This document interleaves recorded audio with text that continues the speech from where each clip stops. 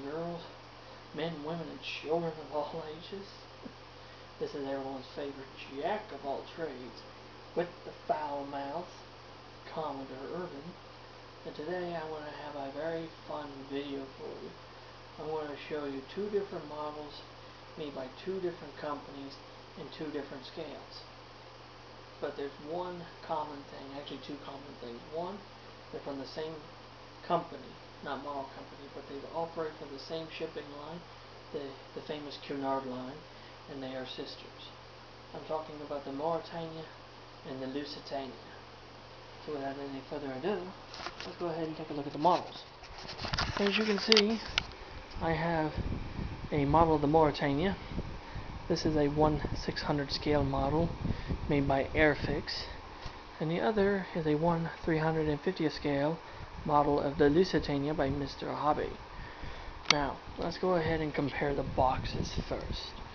Now, on the front of the Airfix box, you have this really nice illustration of the Mauretania, which is a very good likeness of the great ship. And it says right here 1/600 model kit, and it has the old Airfix logo. And you look on the side, Airfix Products Limited 1980, made in Japan, printed in Japan, Series 4. Ooh. And you look on the ends of the box, it's in fucking Japanese. That's right, it's in fucking Japanese. And on this side, all the shit's in Japanese, and look, Gunzi Zangye tells you all the paint stuff for Mr. Hobby Paints, made by Gunzi Zangye. So, yeah. So, Airfix at this time wasn't being made in England like it had been, but it was being made in Japan. So, now the Lusitania's model box is much fucking bigger. So, we'll have to hold it. And see, there's also fucking Japanese shit all over it. See, there's a picture of the ship, a little bit of the history of her, and of course, Mr. Color, not Mr. Hobby Paint, but Mr. Color Paint. And see, this was made 2004 by GSI Krios Corporation, made in Japan, printed in Japan. Boom, there's the ends of the box. And of course, you have the side of the box, which has the completed model ship. So, now let's look at the instructions. This is the instructions for the Mauretania model. And of course, it's in fucking Japanese. There's no way in hell I could read this shit. Even if I wanted to, I couldn't fucking read it. I just was able to follow the damn pictures. And basically, if you look at the way she's put together, it's really not that hard. She was not that hard of a ship to put together. Much easier than the Lusitania was. Much easier than the Lusitania. See? That's basically it for that. But now the Lusitania's model guide is a book. This side's in Japanese, this side's in American. It's just basically a brief history on the ship.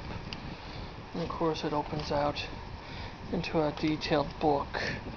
And it shows you the diagrams on every part of the ship, from putting the superstructure together all the way to final rigging. And of course the very back of the book shows you the completed model ship. Now finally we'll look at the models. Here is the Mauretania by Airfix. This is what it looks like completed. She's a nice little model, very nice little model ship. And of course her base are these two little stanchions at which she sits on. Airfix models usually come with these little stanchions usually. I'm not a real big fan of them, but whatever. Here's the completed model. It's a very good representation of the Mauretania, especially with the cowl vents and the superstructure that comes off from the side a little bit, that juts off from the sides a little bit, so it's not flush with the hull. So, and on the back, of course, it says Mauretania Liverpool. So, And there is Mauretania, aka Maury. And now here's Lusitania. She is big. She's about 27 inches in length. Fully detailed model on this really nice wood grain base with the name. See, this is the kind of bases I like. I like these big sturdy bases for my model ships. And finally, you see the detail on the Lusitania is absolutely incredible. You know, it's an absolutely incredible model. Honestly, very incredible model. Now, since now we've seen the models, the bases and stuff, let's do a comparison of the two ships. And this is a historical comparison of the two liners. Now, one of the first differences everyone always pointing out is the ventilators. The ventilators Lusitania has was a type called the canister type, or also was known as a lidded vent. This was an idea that John Brown came up with to be able to open and close the vent to control the airflow. While they went with that, the builders of the Mauretania, Swan and Hunter, and Wigham Richardson on Newcastle upon Tyne, England, decided to go with the more traditional cowl vent, which basically, as the ship is, sailing, air will pass through here, and they'll get rammed in these things down into the boilers and engine rooms. And if you do a comparison, while the Mauretania superstructure looks kind of cluttered, the Lusitania superstructure looks really clean because of the vent.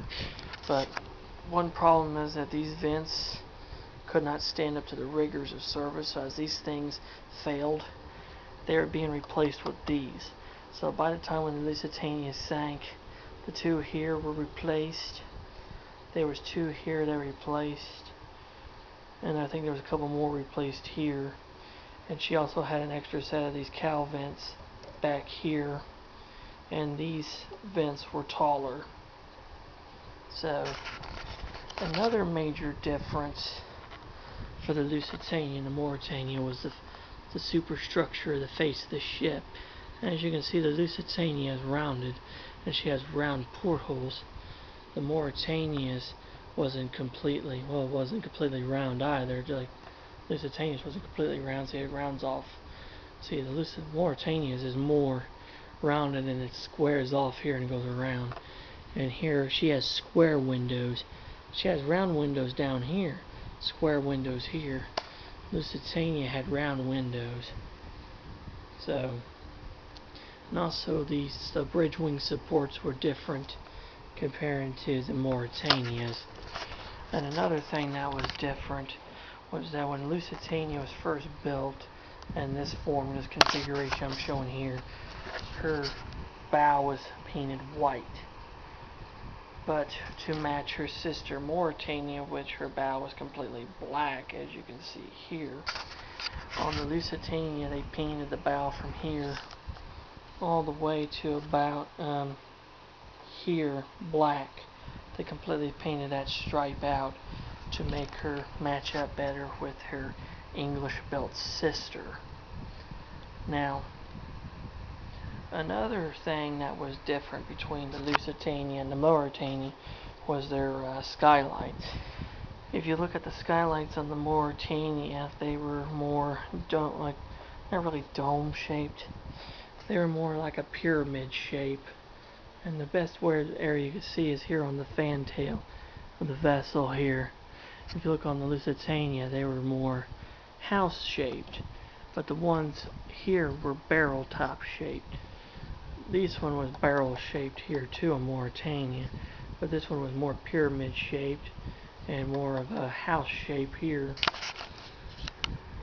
And another difference that a lot of people don't realize is that the superstructure on the Mauretania from here all the way back came out over the side of the hull just slightly.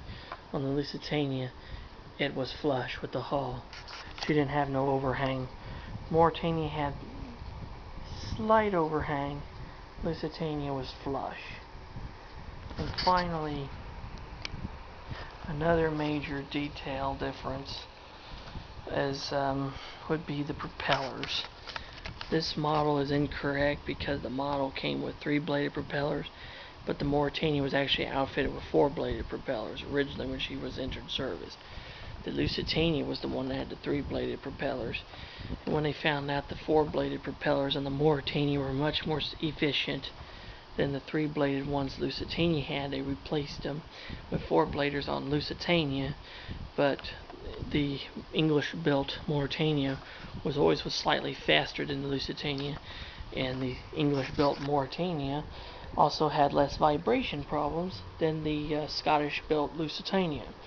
The Lusitania was the ship that had the bad press, you could say, about the vibration problems, and her vibration problems were all in the stern region of the ship. And of course, you know, the Mauretania had stern vibration problems too, but a lot of her vibration problems were up here in the front, which was kind of an odd area for it to happen. But she had less vibration trouble than the Lusitania had. And another major difference was that the Lusitania didn't have a long career like she should have. The Mauretania survived until the mid-1930s, when she was sold to a scrapping company and finally was scrapped. So yeah, there you have it, guys. There is the comparisons between the Lusitania and the Mauretania.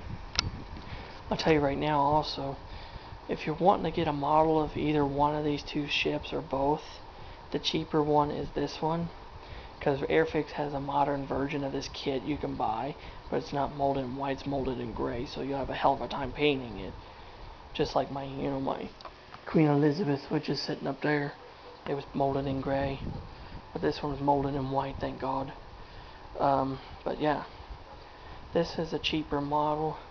The Lusitania model, depending on who's selling it, could go for $150 up to $300, depending on who is selling it. And the Mauretania is about $25–30 model. So if you want a model of either one of these two amazing Cunard Greyhounds, the Mauretania is the cheaper one, and that'd be the better one probably to go with. So there you have it, guys. That is my comparison of the two models and the two ships. I hope you enjoyed this video. If you have any questions or comments, leave them in the comment section down below and I'll get back with you. And as always, if you're new to the channel, please subscribe and become part of the Commodore's crew. Until next time, this is Commodore Irvin saying have smooth seas and clear skies and happy sailing with you, and God bless. You take care now. Bye-bye.